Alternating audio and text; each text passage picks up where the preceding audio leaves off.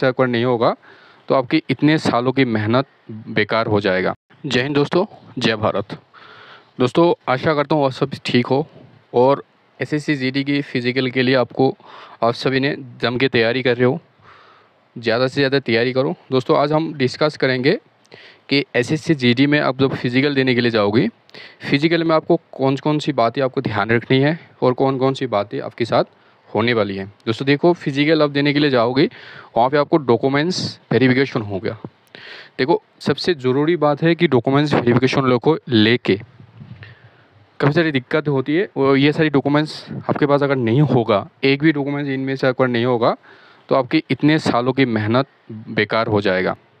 तो हम सबसे पहले हम देखेंगे आपको कौन कौन सी डॉक्यूमेंट्स साथ पे ले जानी है। जो मैं बताऊंगा वो मैं आपको एसएससी जीडी की साइट में लिखा है, वो साइट से मैं बताऊंगा, जो कि ये सारी चीज़ें एसएससी जीडी खुद बता रहा है कि ये सारी डॉक्यूमेंट्स आपको ले जानी है साथ में एसएससी जीडी फिजिकल के लिए। तो आइए दोस्तों आज की वीडियो शुरू करते हैं। अगर इम्पोर्टेंट लगे तो ज़रूर अपने फ्रेंड के साथ शेयर कर देना। देखो दोस्तों, सबसे पहले आपकी जो डॉक्यूमेंट्स होगा वो है matriculation higher secondary examination certificate, जहाँ पे आपको एज, नेम और एजुकेशन क्वालिफिकेशन की डिटेल्स होंगे।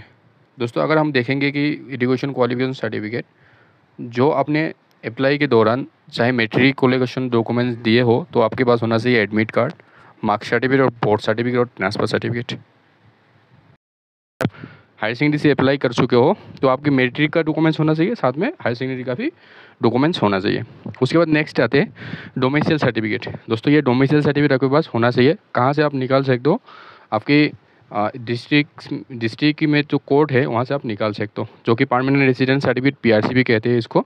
तो इसको आप ज़रूर निकाल के रखिएगा और ध्यान रखिएगा कि आपकी जो डॉक्यूमेंट क्वालिफिकेशन सर्टिफिकेट जैसे नाम है उस हिसाब से डेट ऑफ बर्थ नाम सेम होना चाहिए पीआरसी या डोमिसाइल में। उसके बाद आते हैं कि कास्ट सर्टिफिकेट। दोस्तों अगर आपको कास्ट सर्टिफिकेट लागू है तो आप कास्ट सर्टिफिकेट निकाल के रखिए, जो कि मोस्ट इम्पोर्टेंट है।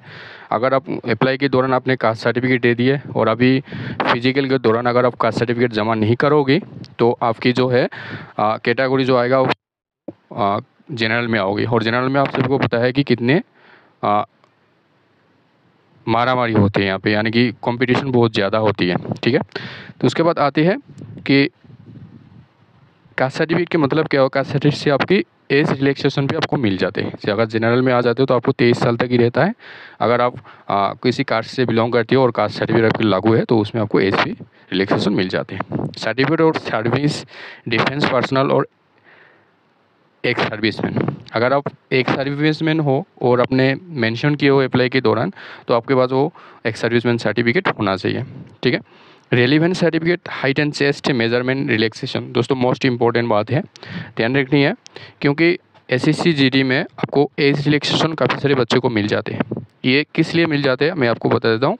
कुछ ऐसे डिस्ट्रिक्ट होता है जिससे बॉर्डर डिस्ट्रिक्ट में आते हैं, नक्सलवादी डिस्ट्रिक्ट में आते हैं, इन सारे लोगों को हाइट रिलैक्सेशन, चेस्ट रिलैक्सेशन मिल जाते हैं। तो इसके लिए आपकी जो है एक सर्टिफिकेट मिल जाता है जो एनेक्सर 9 करके। ये आपको कहाँ पे मिल जाएगा मैं वीडियो के लास्ट में बताऊंगा, और आप कैसे निकाल सकते हो इसके लिए मैं बताऊंगा अगर आपकी हाइट कम है तो। उसके बाद valid NCC certificate if applicable. अगर आप NCC certificate A B C जो भी आपने अप्लाई के दौरान मेंशन किए हो तो आपकी एनसीसी सर्टिफिकेट दिखाना बहुत ज़रूरी होगा। तो एनसीसी सर्टिफिकेट आप ज़रूर रेडी करके रखिए और हर जगह इसको शो करनी है। ठीक है, मैं आपको ये भी बताऊंगा कि कितने कॉपी आपको ले जानी है, जेरोक्स कॉपी। ठीक है, nativity identity certificate for West Pakistan refugees. ये बताया कि अगर आप माइग्रेट हो, यानी कि दूसरे देश से हमारे देश में आ रुके हो, जैसे रिफ्यूजी होता है उस हिसाब से, तो आपकी उसके लिए एक माइग्रेट सर्टिफिकेट मिल जाता है, तो आपके पास होना चाहिए अगर आप ऐसे हो तो। ठीक है, उसके बाद बता रहा कि certificate issued by district collector, district magistrate for dependent applicable for the reward victims. जो मैंने अभी बताया वो आपको यहाँ पे ध्यान रखनी है बात। Identity certificate for West Pakistan refugee, तो या इसके लिए आपके पास बात सर्टिफिकेट होना चाहिए। ठीक है, तो ये सारी अगर हो, मैं आशा करता हूँ नहीं होगा, अगर हो तो आप ज़रूर ये सारी चीज़ें ले जानी है आपको। Photo identity card, Aadhaar card, PAN card, driving licence, licence, bank passbook भी हो सकता है। मतलब कि यहाँ पे आपकी जहाँ पे जिस आइडेंटिटी कार्ड में आपकी फ़ोटो साफ है, साफ दिख रहा है फ़ोटो, वो फ़ोटो आइडेंटिटी कार्ड वो हो सकते हैं। एग्जांपल के तौर पे हम आधार कार्ड ले सकते हैं, पैन कार्ड ले सकते हैं, ड्राइविंग लाइसेंस ले सकते हैं, और बैंक की पासबुक भी हो सके, वहाँ पे हो सकेगा। ठीक है, मैं आपको सजेस्ट करूँगा कि आधार कार्ड ले जाइए, क्योंकि आधार कार्ड एक स्ट्रॉन्ग ID कार्ड है, आइडेंटिटी प्रूफ होता है। Disability certificate if applicable issued by district medical board. अगर आप डिसेबिलिटी हो तो इसके लिए आप सर्टिफिकेट आपको मिल जाती है 2 डिस्ट्रिक्ट मेडिकल की तरफ से, वो भी आप साथ में ले जाइए अगर आप हो। 2 पासपोर्ट साइज़ फ़ोटोज़, दोस्तों यहाँ पे 2 पासपोर्ट साइज़ फ़ोटोज़ के बारे में बता रखी है, लेकिन मैं आपको सजेस्ट करूँगा कि जब भी आप फ़ोटो खींचे, आप एक बार ही ज़्यादा फ़ोटो लेके आइएगा, क्योंकि अभी आप लोगों का स्टार्ट हुआ है डॉक्यूमेंट्स वेरिफिकेशन। ये डॉक्यूमेंट्स वेरिफिकेशन अभी ख़त्म होने वाला नहीं है।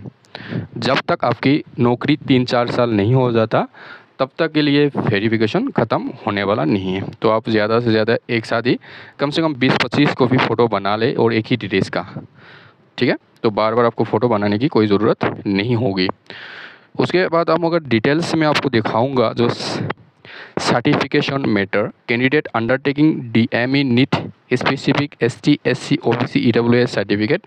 अगर आप इस ST SC OBC EWS से बिलोंग करते हो तो इसके लिए आपको कास्ट सर्टिफिकेट और EWS की एक सर्टिफिकेट मिल जाता है, इसके पास आपके पास होना चाहिए। ठीक है, माइग्रेशन मैंने आपको बताया, अगर माइग्रेशन आप हो तो इसके लिए आपको सर्टिफिकेट मिल जाता है, वो भी आपको रेडी करके रखनी है।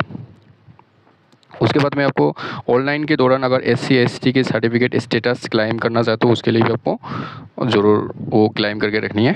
अब मैं बात करता हूँ कि एनेक्सा 9 के लिए जिस सर्टिफिकेट से आपकी जो हाइट है, अगर आपकी 170 से कम है हाइट और 80 cm से आपकी कम है, तो आप कैसे आप सिलेक्शन पा सकते हो, मैं ये तरीका आपको बता रहा हूँ। देखो दोस्तों, आपको अगर नहीं पता कि किन कौन को एप्लीकेबल हो, कि किन किन लोगों को ये सर्टिफिकेट्स देने से उनको हाइट टेस्ट में रिलैक्सेशन मिल जाएगा, ये मैंने वीडियो ऑलरेडी बना दिया, तो वीडियो को डिस्क्रिप्शन में लिंक डाल दूंगा, वहाँ पे पूरा डिटेल्स मैंने बता दिया किन किन डिस्ट्रिक्ट की लोगों को ये सर्टिफिकेट लागू होगा।